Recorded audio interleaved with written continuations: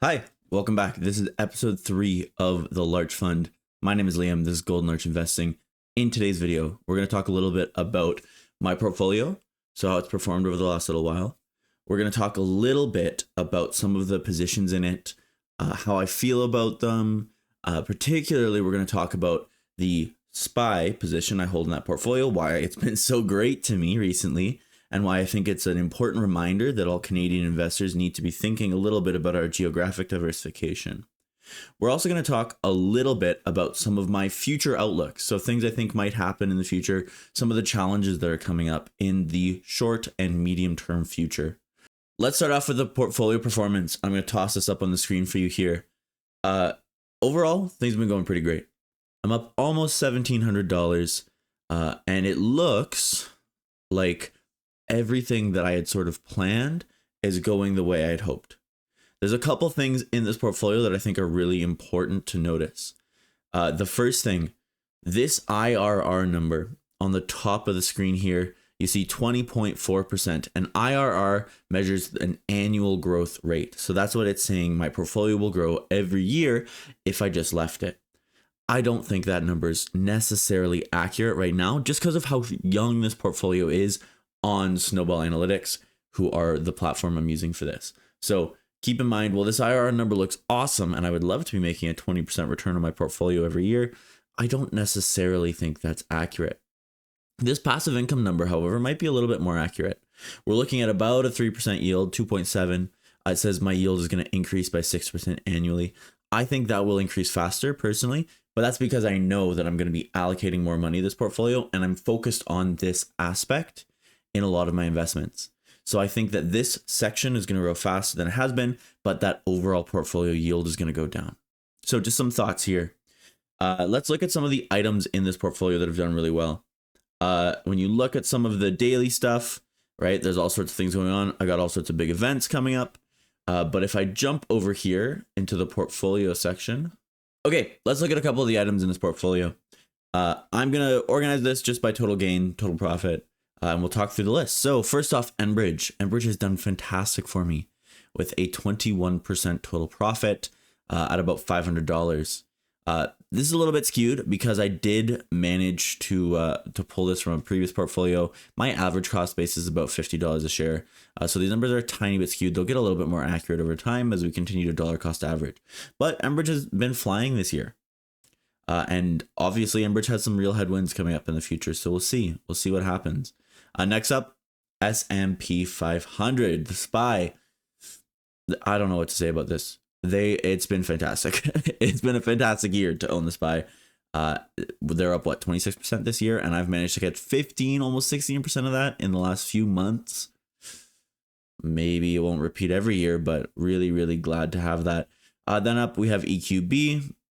They've been doing pretty great. National Bank, Royal Bank, all these guys that are continuing to grow at a steady pace. The only one that I'm kind of looking at a tougher spot, my most recent purchase, CNQ, 20 cents. It's moved 20 cents since I bought it. Actually, it was down for most of the month. So who knows? Who knows? One position I do want to talk a little bit extra about with you guys, though, is SPY, because they have had an amazing year. I mean, just look at this. I managed to buy in. I had some shares that I bought early in the year. I also bought a good chunk of these shares here in this August crash. I don't know if I can call it a crash. This August event, I'll call it, where the stock market dipped down super quick and everyone was all stressed. And it was just right around when I was starting this channel and I was putting everything together. And I just knew. I knew I wanted this in this portfolio in the long term. So I was scooping up shares as quickly as I could. And it hasn't looked back. If you just look at all of this, fantastic. And even since we started the portfolio, even since I registered this portfolio on Snowball Analytics here, I mean, we'd still be looking at hundreds of dollars in gains. Really awesome. Really impressed with the S&P 500.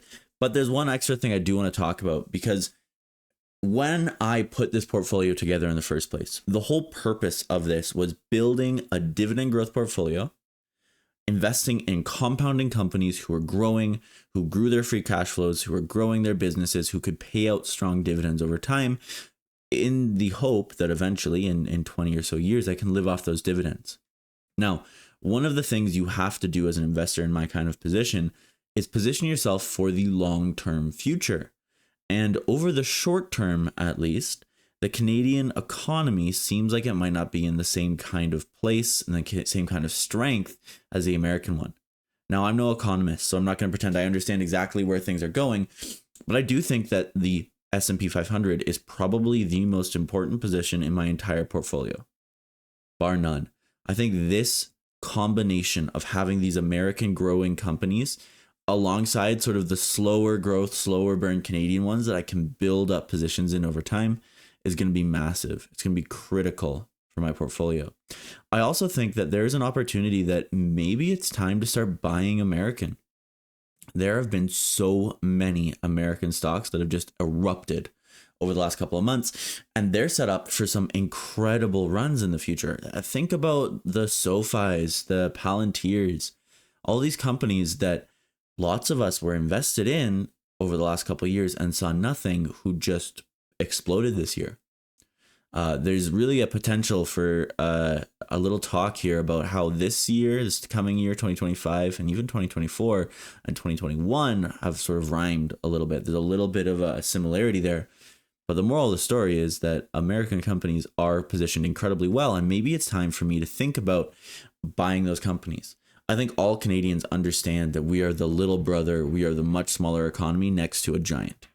And so as investors, it's probably worth it to be looking for opportunities in American companies that I can invest in, specifically in a retirement portfolio, so I'm not paying any sort of withholding tax on a dividend, or in another sort of registered portfolio, in order to try to take advantage of some of the tax implications. I know taxes is super boring. I get it. But still, really interesting. When I look at this chart, when I think about what it looks like, I'm going to pull up the 5-year here. When I think about what this chart has looked like, just wow.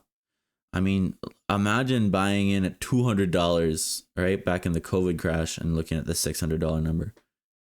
Pretty incredible. And you get to invest in a slow growing, compounding beast here. I mean, with the exception of a 2000s era .com bubble that could leave you sort of sputtering for a while, I think we're just looking at up, which is a crazy thing to say. It's crazy that we're just gonna keep going, but man, I don't know. It really does seem like things are just flying.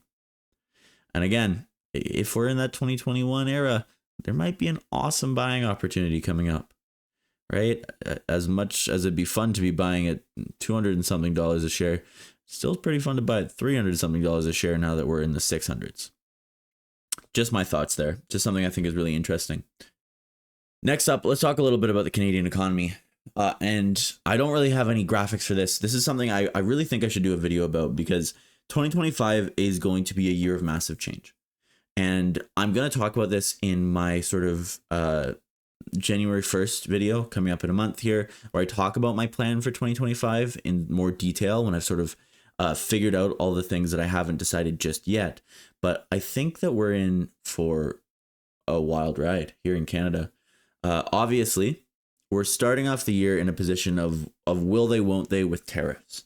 And again, not an economist here, but if we see a 25% tariff on all Canadian exports to our biggest trading partner, our best friends down in the States, that's going to be game over for so many small Canadian businesses, for so many Canadian jobs, which is then going to hit the Canadian consumer, which is then going to hit the Canadian retail sector, the Canadian banking sector. Obviously, these export-driven companies like the natural resource style companies are going to be hit straight up by the tariff. It would be massive. It would be recessionary, 100%. And I don't know what would happen to specific companies or the market in general in that event. So real huge question mark there. A real time to maybe be thinking about protecting our money. While we do want to make sort of regular investments, it might be worthwhile to have a tiny bit extra cash ready to go. I know I certainly do. I have a little bit of money. No huge amounts here, but just a little bit of money waiting just to see what happens, because I don't know. I don't know what'll happen there. I don't know that anybody does. Obviously, we have our sort of ideal outcomes as a Canadian and somebody who would rather see my country's economy thrive and the companies I invest in do well. I would love to not see tariffs, but I don't have the power to know if that's going to happen. So really worthwhile thinking about that. I also think it's worthwhile to think about the potential change in government that's going to come next year. We are scheduled for an election in October of next year. And whatever you think about the current government, in aggregate, they have not been received well by the Canadian public over the last couple of years, but especially over the last year. I think they're polling in the like 17 through 25 range. And I'm talking percentage approval rating and percentage of people who say they'll vote for them again. 17 through 25 doesn't win you an election. And so unless we see massive differences in the next couple of months, we're likely to see a different government in power in Canada for the first time since 2015, when 10 years ago, I was in high school. So it'll be the first time in my adult life that we have a different government. It's going to mean a lot of different things. And I don't know what a new government might do differently, or even what a different version of the current government maybe would do differently, right? So we're talking maybe there's going to be regulatory changes. Maybe there's going to be sort of different approaches to the economy, which is going to impact different companies. Specifically, I'm thinking about how this is going to impact companies that are directly impacted by Canadian regulations. Environmental regulations, obviously, is a big one, but also think about the telecoms, right? If you're a big Rogers or Telus investor, or I'm sorry, if you're a Bell investor, deregulation is an existential threat to you. If there's the potential even for an American firm to come into this country and to sort of compete with these big players with the kind of backing of an American firm, wow, right? I don't know what that could happen. Obviously, there's things like grocery maybe could be impacted, or we saw Target try and fail in Canadian retail, so less worried about that. But maybe financial deregulation. I've got my EQB that I've been sort of guessing might be the next big thing in Canadian finance, but at the end of the day, I don't know. So huge changes could come with a new administration. Huge changes could come with a new government in Canada. And we don't know. And we don't know what that's going to look like in 2025. So it's important for us to be thinking about these things and to be planning not to predict movements, but to respond to them. And I think that's a really important thing to say right here. Never, ever predict a market crash. I don't think it's worth it. Staying invested in the market, but being able and sort of prepared to respond to a market crash will get you better results. If you predicted a market crash in 2021 and you started selling in like April, you would have missed out on huge gains. And then, yeah, sure, you would have dodged some losses. But how would you know that this is the bottom? You don't. So it's better to instead react to what's happening in front of you, to consistently be making smart decisions. That's just my opinion. So with all that being said, what am I going to be talking about, I think, over the next month? Well, I think it's going to be investing in the US and internationally. And I think sort of reaching for a little bit more geographic diversification is not a bad idea. This is a channel focused on Canadian investing. And while yes, that means investing in Canadian companies, it also means investing as a Canadian. And as a Canadian, we do have the opportunity to invest in global markets. And I don't think it's worthwhile to totally avoid it. So I might be looking at some American companies in the next little bit, some that entice me, right? Some opportunities that I think are interesting. Might talk a little bit more about some growth opportunities as a younger investor. So let's see if any of those make it onto this portfolio. I'll definitely be interested to see what I come across in sort of diving a little bit deeper into the US market. But of course, we're still going to be investing in Canada regardless of what happens. Even if we do see like a massive recession in this country and companies that are struggling, I'm likely to continue buying in Canada because I think the long term in this country will be positive. I choose to believe in that. And that's about all I have for you guys today. I hope you enjoyed the video, the little update on this portfolio. Let me know your thoughts here. I really do want to know, what do you think about the opportunities in the US and Canada? I might do a video talking about this sort of on its own. What do you think about sort of the economic outlook for 2025. Are you worried about this country's economy? Are you thinking that things are probably not going to go so well? Let me know your thoughts down in the comments below, and I hope you have a great day.